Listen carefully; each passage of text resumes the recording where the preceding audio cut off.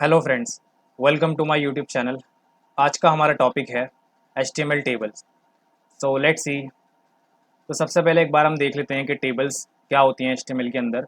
तो टेबल्स का यूज़ करके बेसिकली हम अपने डेटा को इजीली अरेंज कर सकते हैं, मैनेज कर सकते हैं रोज़ एंड कॉलम्स के फॉर्मेट में। ठीक है। तो एग्जांपल के लिए हम देखते हैं एक्सेल को, माइक्रोसॉफ्ट एक्सेल। तो यहाँ पर मैंने एक ब्लैंक ब्लैंक डॉक्यूमेंट मैंने ओपन कर लिया है। तो अब यहाँ पर आप देखो, एक्सेल के अंदर भी जितना भी डेटा जो मैनेज होता है वो भी आपका रोज एंड कॉलम्स के फॉर्म के अंदर ही होता है, टेबुलर फॉर्म के अंदर। तो जो कॉलम के अंदर जो हमारा डेटा होता है वो हमारा वर्टिकली होता है, और जो हमारा डेटा रोज के अंदर होता है वो हमारा हॉरिजॉन्टली होता है। तो इसी के कॉम्बिनेशन से मिलकर बनता है हमारा एक टेबल सेल। टेबल सेल यानी ये जो आप ब्लॉक देख रहे हो, ये ब्लॉक जिसके अंदर आप अपना डेटा लिखते हैं, तो ये हमारा होता है टेबल सेल। ठीक है। तो ये रोज एंड कॉलम से कॉम्बिनेशन से मिलकर बनता है। ठीक है। और इन्हीं मल्टीपल सेल्स से मिलकर हमारी टेबल बनती है। तो एग्जांपल के लिए जैसे मैंने यहाँ पे कुछ डेटा लिखा, अमित, समीर। तो ये जो मेरा डेटा है अभी, ये रॉ फॉर्मेट में आ गया, देख सकते हो आप यहाँ पर। ठीक है। इसी को मैं कॉलम फॉर्मेट में भी कर सकता हूँ।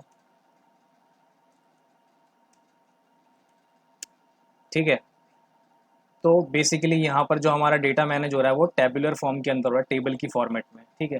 तो जिससे डेटा की रिप्रेजेंटेशन काफ़ी अच्छे से हो पाती है, डेटा मैनेज अच्छे से हो पाता है हमारा। अब इसी चीज़ को हम HTML में एक बार देख लेते हैं।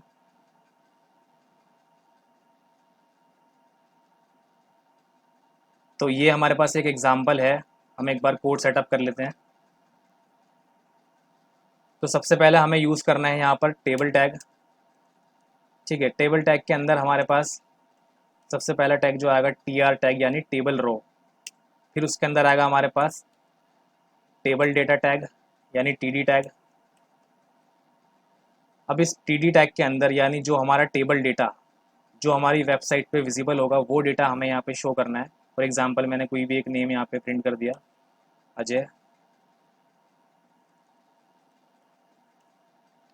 सेकंड मैंने यहाँ पे एक नेम यूज़ कर लिया, समीर। अब इसको मैं यहाँ पे क्लोज कर दूंगा TR को, और लास्ट में हमारा टेबल टैग। इसको हम सेव करेंगे और एक बार ब्राउज़र पे चलते हैं। ठीक है। तो यहाँ पे मेरे पास डेटा शो हो रहा है जैसे हमारे पास एक्सेल में आ रहा था, बट यहाँ पे थोड़ा सा डिफरेंस आपको क्या देखने को मिल रहा होगा कि यहाँ पे जो डेटा आ रहा है मेरे पास उसमें कोई बॉर्डर नहीं है। ठीक है। यानी ये एक टेबल सेल हो गया हमारा जिसमें एक डेटा है, और ये एक दूसरा टेबल सेल है मेरा जिसमें एक डेटा है। ठीक है। तो यहाँ पर हमारे पास कोई बॉर्डर नहीं आ रहा, जबकि एक्सेल के अंदर हमारे पास प्रॉपरली बॉर्डर फॉर्मेट के अंदर हमारा डेटा आ रहा था, जिससे हमें ईजिली समझ में आ पा रहा था डेटा किस तरीके से शो हो रहा है। तो उसके लिए यहाँ पर हम टेबल टैग के अंदर एक एट्रीब्यूट यूज़ करेंगे, बॉर्डर। अब इस बॉर्डर एट्रीब्यूट के अंदर हम अपनी बॉर्डर की थिकनेस यहाँ पे प्रोवाइड करेंगे।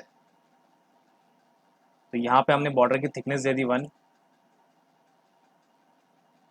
ठीक है। जैसे जैसे आप बढ़ाते रहोगे थिकनेस उसकी और बढ़ती जाएगी। तो हम अभी 1 पे रहने देते हैं। तो इस तरीके से हमारे पास टेबल के अंदर डेटा आ चुका है। अब नेक्स्ट देखते हैं हमारे पास table row and table cells. तो जैसे कि मैंने आपको बताया कि टेबल जो भी हमारा डेटा होता है वो टेबल सेल से मिलके बनता है हमारा, जो हमारी पूरी टेबल होती है। ठीक है। तो ये एक हमारी टेबल रो थी। ठीक है। ये जो हमारा डेटा आ रहा है ये एक रो फॉर्मेट में आ रहा है यहाँ पर। तो आप यहाँ पे देख सकते हो मैंने टेबल टैग के अंदर TR टैग यूज़ करा है। तो इसी तरीके से ये एक रो बनी है अभी। ठीक है। यानी अजय और समीर। अब मैं चाहता हूँ सिमिलरली इसके नीचे एक और यहाँ पर रो क्रिएट हो जाए। तो उसके लिए मुझे सिमिलरली क्या करना होगा, बस सेम यही रो को मुझे यूज़ करना है। ठीक है। तो यानी क्या होगा, मैं जितनी भी बार चाहूँ टेबल रो क्रिएट कर सकता हूँ। ठीक है। तो एक टेबल रो हो गई जिसके अंदर ये डेटा है, और एक ये दूसरी टेबल रो है जिसके अंदर मैं कुछ थोड़ा सा डेटा चेंज कर देता हूँ। तो यहाँ पे एग्जांपल के लिए मेरे पास डेटा आ गया कुछ अनुज और विजय। तो अब यहाँ पे जाके रिफ़्रेश करके चेक करते हैं।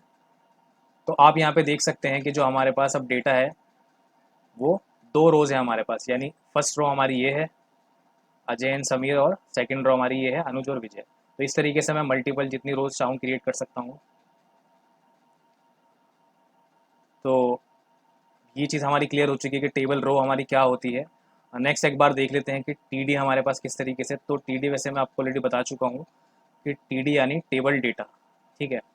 तो टेबल डेटा हमारा वो डेटा है जो हमारा ब्राउज़र पे विजिबल होगा टेबल की फॉर्मेट में, ठीक है। तो सेम इसी तरीके से जैसे मैंने मल्टीपल टीआर बनाया, मैं इसी तरीके से मल्टीपल टीडी टैग यूज़ कर सकता हूँ डेटा अपने मल्टीपल डेटा रिप्रेजेंट करने के लिए एक टेबल की फॉर्म में, ठीक है, जो कि हमने यहाँ पे किया हुआ है। ठीक है, ये एक टीडी और ये सेकंड टीडी। इस तरीके से अगर मैं थर्ड टीडी ऐड करूँगा तो यहाँ पे मेरे पास एक और, अब यहाँ पे आपको एक एग्जांपल के लिए मैं आपको दिखा देता हूँ।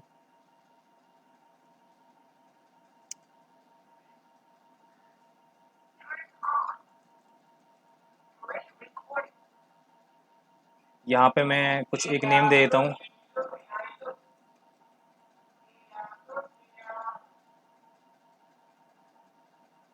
ठीक है, तो यहाँ पर आप देख सकते हो अब यहाँ पे मेरे पास एक और टेबल डेटा क्रिएट हो चुका है और यहाँ पे वो रिप्रेजेंट हो रहा है डेटा। ठीक है, नीचे वाली रो में कोई डेटा नहीं है तो इसलिए वो ब्लैंक है। तो नेक्स्ट आगे बढ़ते हैं हम। नेक्स्ट है हमारे पास टेबल हेडर्स। अब टेबल हेडर्स का यहाँ पे क्या यूज़ होता है, जब भी आप डेटा को मैनेज करते हो, फॉर एग्जांपल आप किसी स्टूडेंट का डेटा मैनेज कर रहे हो या फिर आप एम्प्लॉयज़ का डेटा मैनेज कर रहे हो, ठीक है, तो बेसिकली वहाँ पे क्या होता है, आपको डिफाइन भी करना होता है वो कि वो डेटा किस टाइप का है। ठीक है, यानी आप कोई एक नेम प्रोवाइड कर रहे हो या फिर कोई आप ईमेल एड्रेस प्रोवाइड कर रहे हो या कोई मोबाइल नंबर, तो उसके लिए हम यहाँ पर यूज़ करते हैं टी एच टैग यानी टेबल हेडर, जिससे हम अपना जो डेटा है उसकी हेडिंग प्रोवाइड कर सकें। तो एग्जांपल के लिए हम यहाँ पे एक कोड सेटअप कर लेते हैं। अब यहाँ पे हम ये एग्जांपल ले लेते हैं।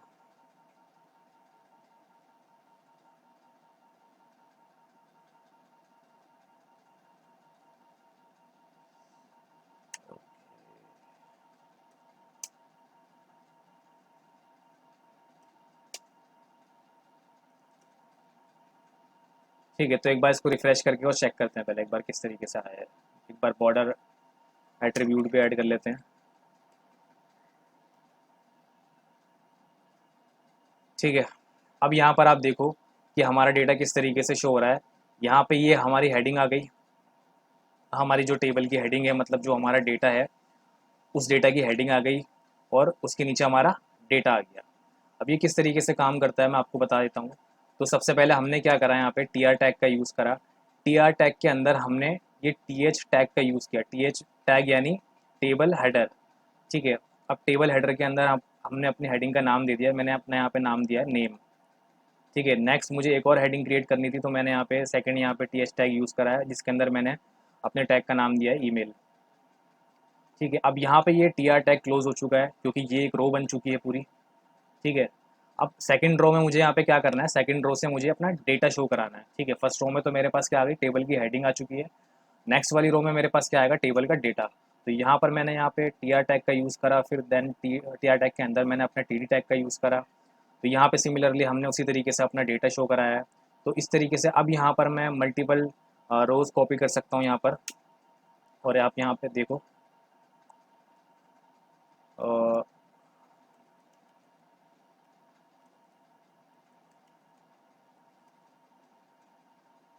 तो यहाँ पर आप देखिए यहाँ पे किस तरीके से अब हमारा डेटा शो हो रहा है प्रॉपरली। ठीक है, यहाँ पे हमारा नेम नाम का एक हेडर है, नेम नाम का हमारे पास एक कॉलम आ चुका है। अब उस कॉलम के अंदर जितना भी डेटा होगा वो सारे नेम होंगे। ठीक है, तो इससे हमें पता लग रहा है कि डेटा टेबल के अंदर किस तरीके से डेटा मैनेज किया जा रहा है। यहाँ पे हमारे पास ईमेल नाम का कॉलम है, उसके अंदर जितना भी डेटा है वो सारा ईमेल्स है हमारे पास। तो इसी तरीके से आप सिमिलरली और भी कॉलम्स ऐड कर सकते हो और उसके अंदर उसी टाइप का डेटा शो करवा सकते हो। ठीक है, तो आप टेबल का यूज़ करके आप बहुत सारी चीज़ें कर सकते हो। आप कैलेंडर बना सकते हो या फिर कोई टाइम टेबल बना सकते हो। ठीक है, तो अभी ये हमारा पार्ट 1 है। आगे के पार्ट्स में हम और भी चीज़ें देखेंगे। तो इस वीडियो में इतना ही। See you in the next video.